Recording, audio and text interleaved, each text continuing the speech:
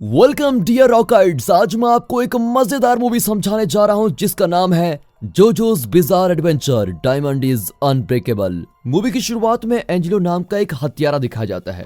वो एक कमरे में बैठा हुआ है और पुलिस उस वक्त उसकी तलाश में लगी हुई है। कुछ ही देर में पुलिस उस कमरे में घुसती है, लेकिन उनके पहुंचने से पहले ही एंजेलो वहां से भाग चुका होता है। भागते हुए एंजेलो को एक रहस्यमय आदमी मिलता है जो कि एंजेलो के गले में तीर मार देता है। यह अजनबी आदमी कुछ मंत्र वगैरह बोल रहा होता है और तभी अचानक एंजेलो वापस से जिंदा हो जाता है और उसके आसपास बहुत सारा पानी उड़ने लगता है। इस सब के दौरान पुलिस को काफी समय मिल जाता है और वो एंजेलो को पकड़ लेते हैं। पुलिस से एंजेलो से फिर सवाल जवाब कर रही होती है, लेकिन एंजेलो कुछ नहीं बोलता।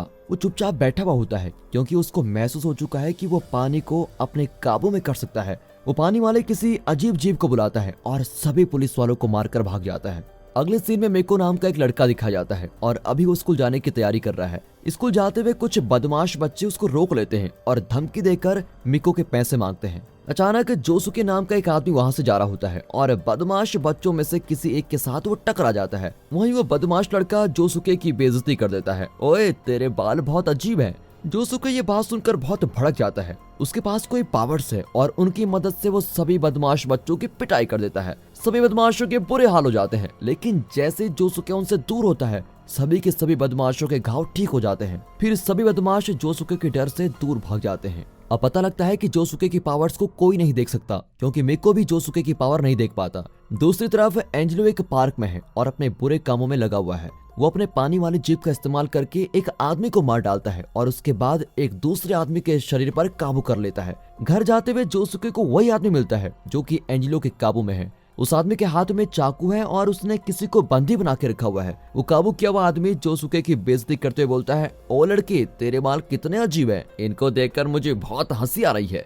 जोसुके गुस्से में आकर फिर अपनी पावर्स का इस्तेमाल करता है। वो बंदी बनाई लड़की और काबू में किए हुए आदमी दोनों के पेट में मुक्का मारता है, लेकिन एक और बार सभी घाव गायब हो जाते हैं और दोनों सही सलामत हैं। तभी वो पानी वाला अजीब जीव उस आदमी के शरीर से बाहर निकलता है और वहां से भाग जाता है। जोसुके फिर उस जीव को देखकर बिल्कुल हैरान हो जाता है कि ये क्या है और खुद भी वहां से भाग जाता है। अब इस सब की वजह से एंजेलो ने जोसुके को मारने का तय कर लिया है। अब रात के समय वो रहस्यमय आदमी दोबारा दिखाया जाता है। वो किसी आदमी को तीर मारता है, लेकिन अब की बार वो अजनबी आदमी जिंदा नहीं होता और तीर वाला आदमी भी वहां से चला जाता है। अगले दिन मिको जोटेरो नाम के एक आदमी से मिलता है और जोटेरो बोलता है, क्या तुम मुझे जोसुके के पास लेके चलोगे? जोटेरो जोसुके से मिलता है और बोलता है, जोसुके, तुम मेरे भतीजे हो। वो साथ ही बताता है कि जोसुके, तुम्हारे पापा का सारा पैसा और विरासत तुम्हें ही मिलनी चाहिए।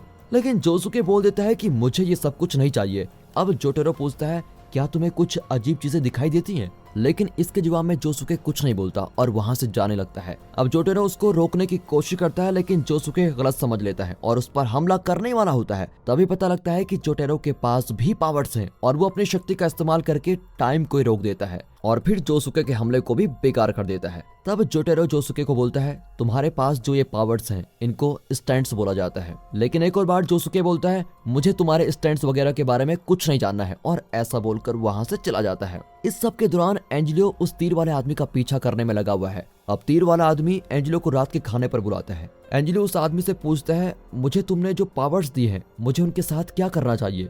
जिसके जवाब में तीर वाला आदमी बोलता है, तुम अपनी शक्तियों के साथ कुछ भी कर सकते हो। अब ये बात सुनकर एंजेलो दोबारा से जोसुके की तलाश में निकल जाता है। इस सब के दौरान जोसुके अपनी मम्मी टोमेको और अपने दादाजी रियो के साथ खाना खा रहा होता है। रियो अपने समय में एक पुलिस वाले थे। वो बोलते हैं, मैं बहुत ही खुश हूँ कि हम सभी साथ में खाना खा रहे हैं, मुझे देखकर बहुत अच्छा लगता है। अगले दिन जोटेरो को महसूस होता है कि एंजेलो ने जो भी हत्या की है उस समय हमेशा ही उसके आसपास पानी होता है, जिससे जोटेरो समझ लेता है कि एंजेलो का स्टैंड पानी को इस्तेमाल करता है। कुछ देर बाद एंजेलो जोसुके के घर पहुंचता है। वहां बारिश होने लगती है और एंजेलो अपने स्टैंड को बोलता है, तुम अंदर जाकर जोसुके और उसके पूरे परिवार को मार दो। घर के अंदर जोसुके की माँ टोमेको बोलती है, बेटा आओ तुम मेरे साथ बैठकर खाना खाओ, लेकिन जोसुके ऐसा करने से मना कर देता है। उसके बाद टोमेको पानी पीती है और अचानक जोसुके को कुछ अजीब महसूस होता है। वो जल्दी से अपने पावर का इस्तेमाल करके उस पानी वाले जीव को अपनी माँ के शरीर से बाहर निकाल लेता है। जोसुके को बिल्कुल सही लगा था, पानी वाला स्टैंड उसकी माँ के शरीर में चला गया था। वो जल्दी से स्टैंड को एक बोतल में बंद करता है और इसके बाद टोमेको भी वहां से चली जाती है।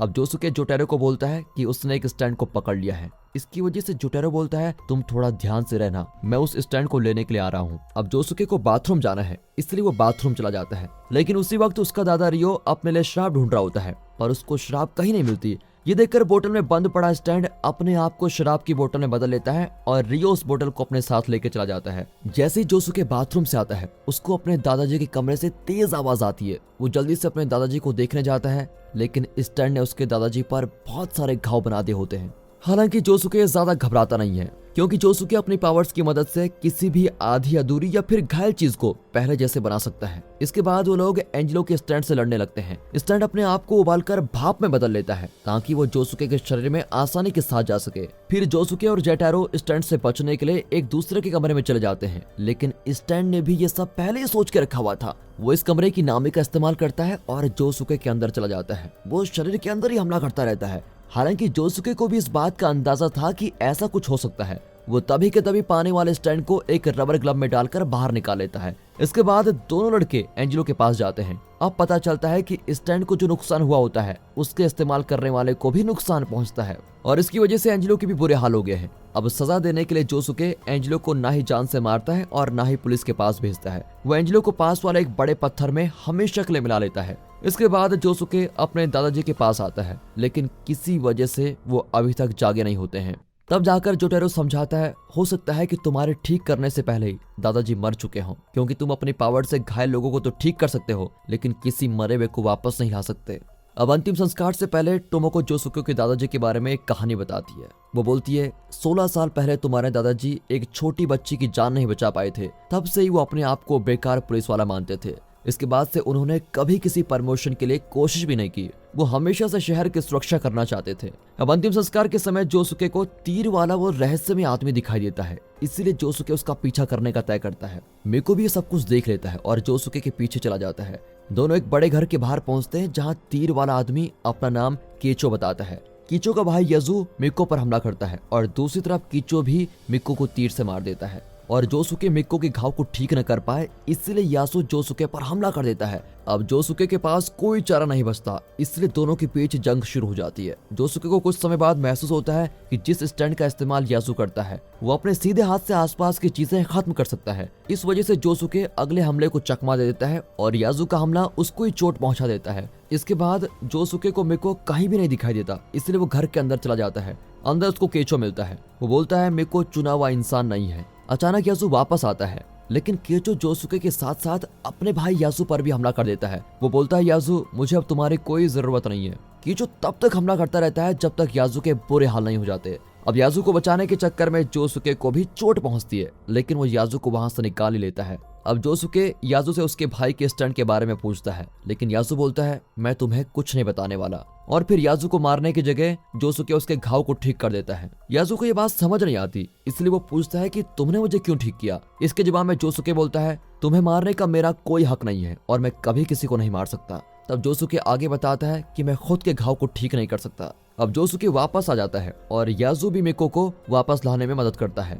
फिर जोसुके जल्दी से मिको को ठीक कर देता है और इसके बाद यासु वहां से चला जाता है। इसके कुछ देर बाद दिखाते हैं तो वहां छोटे छोटे फौजी आ जाते हैं और अब पता लगता है कि ये सभी कीचो के स्टैंड हैं। अब जोसुके मिको और खुद को सभी हमलों से बचाने की कोशिश करता रहता है, लेकिन कुछ ही देर में कीचो वहां पर आ जाता है और अब की बार वो अपने स्टैंड के सभी फौजी लेकर आया हुआ है। लेकिन हैरानी की बात ये होती है कि मिको को अब स्टैंड दिखाई दे रहे हैं। ये बात का पता चलते ही कीचो बोलता है, लड़के तुम अपना स्टैंड मुझे दिखाओ। लेकिन स्टैंड के बाहर न आने पर वो मिको के पैर पर हमला कर देता है और फिर घबराहट में मिको अपने स्टैंड का अंडा बाहर निकाल लेता है। इसके बाद केचो अपनी सारी सेना को जोसुके और मिको पर हमला करने को बोलता है। जोसुके उनकी तरफ आने वाले सभी गोलियों से बचता रहता है, लेकिन आखिर में कीचो जोसुके ऊपर मिसाइल से हमला करता है, जिसकी वजह से जोसुके बेहोशी हो जाता है। ये देखकर मिको को बड़ा गुस्सा आता है और ऐसा होने से उसके स्टैंड का अंडा टूट जाता है। उसका स्टैंड बाहर आता है, लेकिन उसका स्टैंड कुछ खास नहीं कर पाता। जोसुके अचानक ही जागता है और तबाह हो चुकी मिसाइल्स को वापस ठीक करके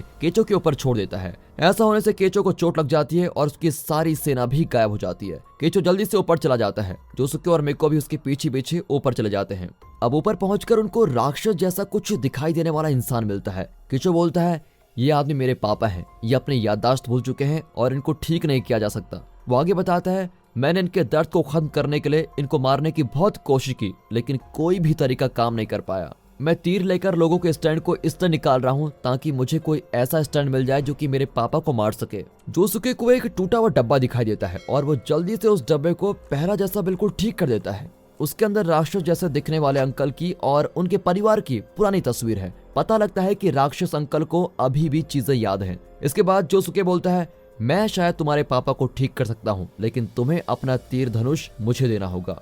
यासु वापस आता है और अपने भाई से दोबारा दोस्ती कर लेता है। इसके कुछ देर बाद ही बाहर से कोई स्टैंड का इस्तेमाल करके यासु पर हमला करता है। हालांकि कोची अपने भाई को बचाने के लिए बीच में आ जाता है। इसके बाद ही बाहर से आए स्टैंड में धमाका हो जाता है और कोची खत्म हो जाता है। अब जोसुके जोटारो से बोलता है, मैं अपने दादाजी के जैसे हमेशा इस शहर को बचाने की कोशिश करता रहूंगा। यासु और मेको भी उसकी मदद करते हैं और साथ ही स्कूल भी जाते हैं। और दोस्तों, इसी के साथ ये मूवी यहाँ पर खत्म होती है। दोस्तों, क्या हो अगर आपको एग्जाम में क्वेश्चन पेपर दिया जाए और उस क्वेश्चन पेपर में क्वेश्चन ही ना हो और क्वेश्चन ही ये हो कि इसमें बताओ कि कौन सा क्वेश्चन है, तो आप क्वेश्चन को कैसे ढूंढोगे? यही आपका क्वेश्चन है। मैं आपको सजेस्ट करूंगा कि आप इस मूवी को देखिए जिसका नाम है एग्जाम डे। बाकी मिलते हैं अगली वीडियो में, तब तक के लिए गुड बाय, अपना ख्याल रखेगा and finally thanks for watching.